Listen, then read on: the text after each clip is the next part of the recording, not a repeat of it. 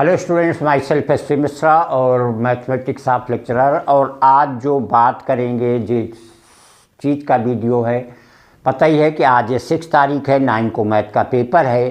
तो पेपर में उस स्ट्रेटजी की बात करेंगे कि चैप्टर को किस तरीके से पढ़ना चाहिए, चैप्टर कैसे कवर करने चाहिए, किस तरीके से चैप्टर आप कवर करें कि जो एक कम टाइम में जो 2 दिन पहले, तो चलिए आज के पहले जो पूरे साल आपने तैयारी की है, जिस तरीके का प्रिपरेशन किया, देखिए प्रिपरेशन के साथ एक चीज़ और होती है कि चीज़ें कभी कभी पढ़ी हुई चीज़ें अच्छे से कर भी रखा है, लेकिन किसी कारणवश अगर चीज़ें लंबे समय से छूट गई हैं तो वो चीज़ें दिमाग से उतर जाती हैं।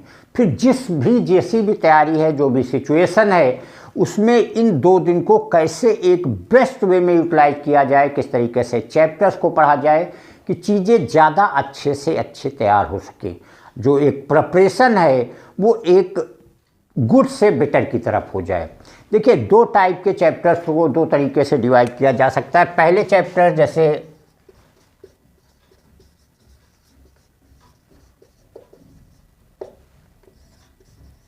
इंटीग्रेशन हो गया,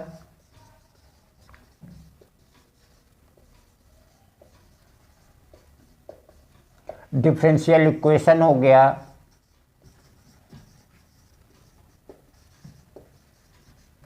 प्रोबेबिलिटी हो गई,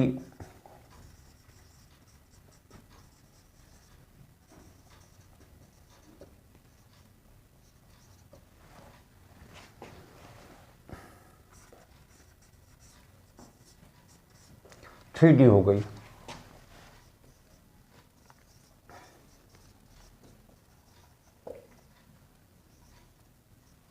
डिटर्मिनेंट्स हो गया, मैट्रिसेज हो गया,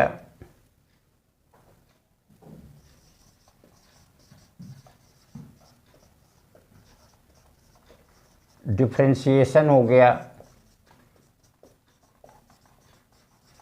इनवर्स हो गया,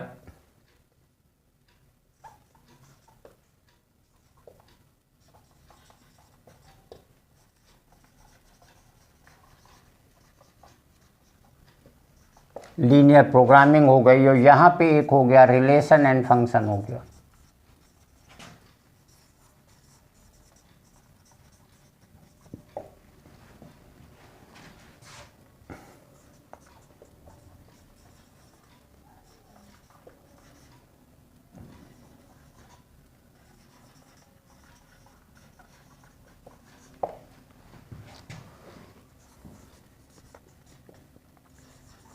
एरिया ऑफ कर्व। देखिए यहाँ पे हमने 2 टाइप में, कह लीजिए टाइप ए और टाइप बी में कोर्स को डिवाइड किया है। और स्टूडेंट से तो डेली का ही काम है चैप्टर पढ़ाना, लड़कों की कैपेसिटी के अकॉर्डिंग कौन कितना ग्रेस्प करता है। और अगर आप लोगों ने कोर्स की सारी स्टडी किया होगा तो देखेंगे 2 टाइप में ये ऐसे चैप्टर्स हैं, इंटीग्रेशन हो गया, डिफरेंशियल इक्वेशन हो गया, प्रोबेबिलिटी हो गया, मैक्सिमम मिनिमम हो गया, 3D हो गया, relation function, area of the curve. ये ऐसे चैप्टर शायद होते हैं कि इनको तैयार करने में पसीना आ जाता है। वहीं पे ये चैप्टर्स हो गए, डिटरमिनेंट हो गए, मैट्रिसेज हो गया, डिफरेंशिएशन हो गया, इनवर्स हो गया, लीनियर प्रोग्रामिंग हो गए, इंक्रीजिंग एंड डिक्रीजिंग, ये इजी चैप्टर्स हैं। जैसे एक लीनियर प्रोग्रामिंग की बात किया जाए, यहाँ पे अगर चैप्टर आपकी समझ है, 3-4 क्वेश्चन आप कर लीजिए तो आप देखेंगे आपको लगेगा कि चैप्टर आ गया, और कर भी ले जाएंगे। अगर बहुत कोई टिपिकल बहुत उस तरीके का नहीं दिया गया तो आपसे हो जाएगा। वही हाल डिफरेंशिएशन का होता है, जो भी चीज़ें होती। तो यहाँ पे अगर आपके सारे चैप्टर्स तैयार हैं, आपने पूरे साल तैयारी कर रखी है, 1 बार 2 बार 3 बार सारे चैप्टर्स तैयार करके, मतलब एक तरीके के तैयार है, भले ही जो चीज़ें और मिस हो रही हों, तो ऐसे स्टूडेंट्स क्या करेंगे, पहले इन चैप्टर्स को अच्छे से रिवाइज करिए। अपने बोर्ड के लेवल, बोर्ड के क्वेश्चन जो भी आपको जिस चीज़ से जैम आइडिया या जो अरिहंत वगैरह की अनसॉल्व जो भी आते हैं बोर्ड की, इसलिए ऐसे भी बुक में अगर आपके पास जो रेफरेंस बुक होगी उसमें आप देखेंगे, उसमें देते रहते हैं कि इस ईयर में पूछा गया, इस ईयर में पूछा गया, इस ईयर में पूछा गया, ऐसे करके देते रहते हैं। तो उस लेवल के अकॉर्डिंग जितने टाइप के हों वो सारे क्वेश्चन पहले इन चैप्टर्स को 7 चैप्टर्स को रिवाइज करिए, क्योंकि ये थोड़े से टाइम टेकिंग होंगे, डिफ़िकल्ट हैं, इनको समझने में थोड़ा टाइम लगता है, ज़्यादा दिमाग लगाना होता है, प्रैक्टिस करनी होती है, तब जा कर के चैप्टर आएंगे। और स्कोरिंग भी मेन यही है, इन्हीं से मेन स्कोर होना है। उसके बाद ये चैप्टर जो होते हैं ये थोड़े से सिंपल होते हैं, फिर ये तो अगर क्विक रिवीजन भी कर जाएंगे तो वहाँ से चीज़ें जल्दी से तैयार हो जाएं, क्योंकि छोटे छोटे चैप्टर्स हैं, एक डिफ्रेंसिएशन को छोड़ करके, वो भी कोई बहुत बड़ा नहीं है, छोटे छोटे चैप्टर्स हैं और आसानी से दिमाग में समझ में आते हैं, आसानी से इनकी प्रैक्टिस हो जाएगी, इनमें बहुत ज़्यादा दिक्कतें नहीं आती हैं। तो जिन स्टूडेंट ने पूरे साल तैयारी की है, पूरे चैप्टर्स को पढ़ा हुआ है, वो पहले इन चैप्टर्स पे फोकस करके इनको अच्छे से रिवाइज कर लीजिए, इनको प्रैक्टिस कर लीजिए। और उसके बाद जो भी टाइम बचे, क्योंकि मेन 2 दिन का टाइम होगा, अगर ये एग्ज़ाम के 9 को एग्ज़ाम है, अगर 8 की रात को भी अगर आप ये चैप्टर तेज़ी में पढ़ जाएंगे, पहले से पढ़े हुए, तो आप देखेंगे आप इनको प्रिपेयर कर ले जाएँ, कोई दिक्कत नहीं होगी। इस तरीके से प्रिपेयर करेंगे तो देखेंगे प्रिपरेशन में आसानी होगी और प्रिपेयर भी बहुत अच्छे से हो जाएगा।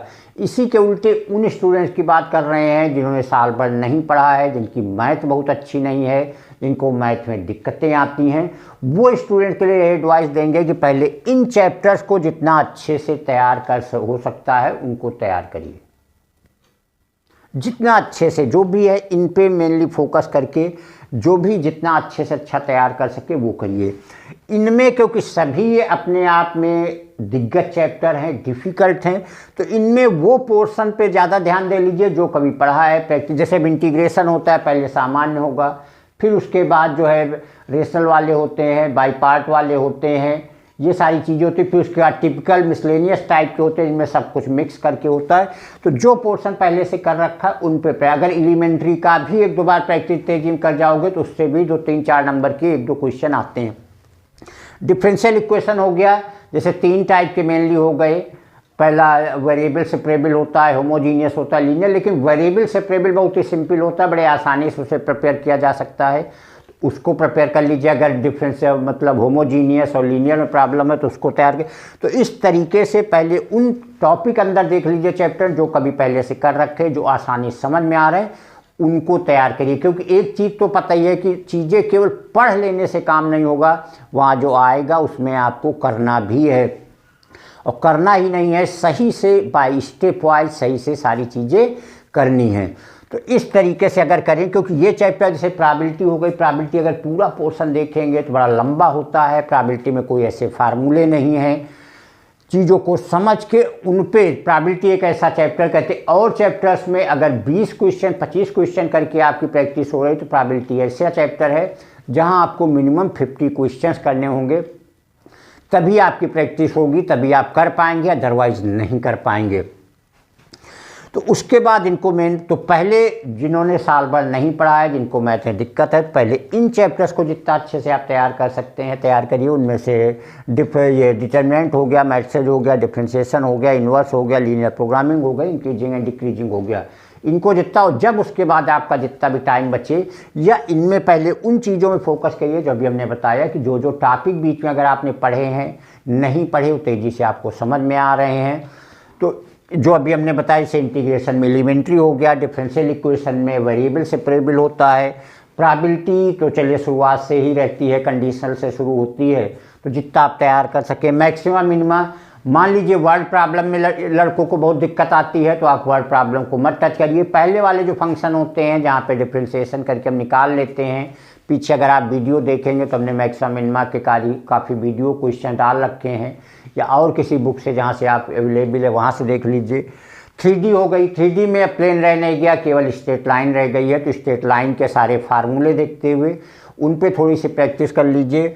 रिलेशन फंक्शन जरूर थोड़ा सा डिफ़िकल्ट है, यहाँ पे जो रिलेशन है साथ में वर्डिंग लिखना, तो अगर मान लीजिए समझ में कम आ रहा है तो इसको बिल्कुल मत टच करिए, क्योंकि समझ में आने के बाद भी यहाँ पे वर्डिंग लिखना थोड़ा मुश्किल होती है।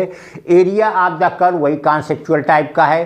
देखिए एरिया ऑफ द कर्व भी काफ़ी डिफिकल्ट चैप्टर, लेकिन शुरुआत की चीज़ें जहाँ होती सीधे वाई डी एक्स लगा करके ए टू बी, सीधे सीधे कभी कभी 2 या 3 नंबर में एक सीधा क्वेश्चन पूछ लिया जाता है, उससे आपका काम बन जाएगा।